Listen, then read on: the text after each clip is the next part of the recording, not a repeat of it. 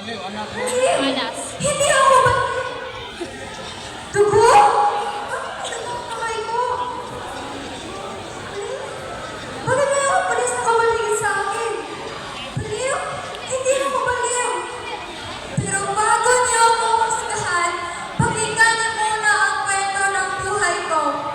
Ako nga pala si Johanna. Tatlo kaming magkakapatid. Si Kuya, ako, at si Bunso. Mayaman kami dati. Pero ngayon ay mahirap na kami sa hirap. Ang inay ay may sakit. Samantalang ang aking inay labas-pasok lamang sa aming bahay. Isang pamilyang magulo. Si Kuya ay isang palamunin ni inay.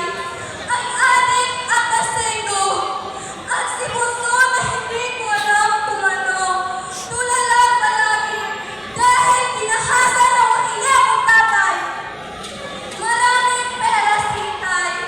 Pero minsan ay hindi niya kami binigyan ng magandang dahilan para umangat sa buhay. Wala sa kukote ni inay ang pag-aralin kami. Kaya heto ako, isang hamak na katulong na nauwi sa isang pangungong ang buhay ko. Naalala ko ba palagi ang inay dati? Magkasama kami naglalaba at namamanan siya para lang may pagkakula ang walang hiya kong kuya. Bakit ganito ang buhay naming pamilya? Ang gulo, ang hirap. Kapag isip-isip ko din, bakit tinahasa ni inay si Bunso? Ganon na ba talaga kasaklap ang buhay mayroon ako? Uy, Yemi, taro na Biglang Yemi. nakalimutan ko. Mayaman kami dati, di ba? Pero bakit ngayon? Kasumpa-sumpa ang pamilya mayroon ako. Bakit may kuya ako matatawag? Pero kahit kailan ay hindi naging kuya namin ni Bunso. May tatay na akong maituturing. Pero bakit ang pagkakaroon ng isang tatay na mayroon kami ay kasumpa-sumpa? Bakit pinasahan si inay na isang sakit? Na kung tawagin nila ay brain cancer. Ganon na ba talaga kasaklap ang buhay mayroon ako? Baliw anak ng malas! Baliw anak ng malas! Baliw anak ng malas! Yan ang palagi kong narinig sa mga taong nakakilala sa akin. Nagsimula ito isang gabi.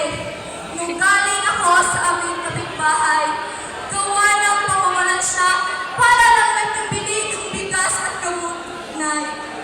Umuwi si inay na may kasamang babae. Tinanong siya ni inay noon, sino naman ba ang kasama mo? Tingin iyon ni inay na sabay ng pag-ubo niya. Ngunit hindi siya sinagot ni inay.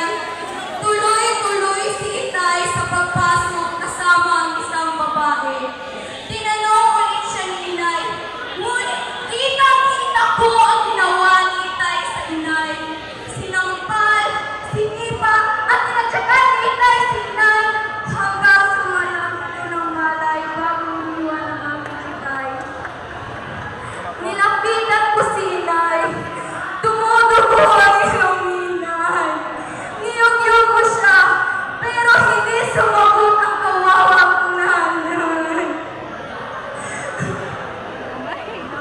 Tila tumigil ang aking mundo nang maramdaman ko hindi na huminga si inay. Wala akong maisip, hindi ko alam ang gagawin ko. Iniwan ko si inay at pumunta ako sa kusina. Sa kusina, dinig ng aking tenga ang pagtatawanan ng dalawa.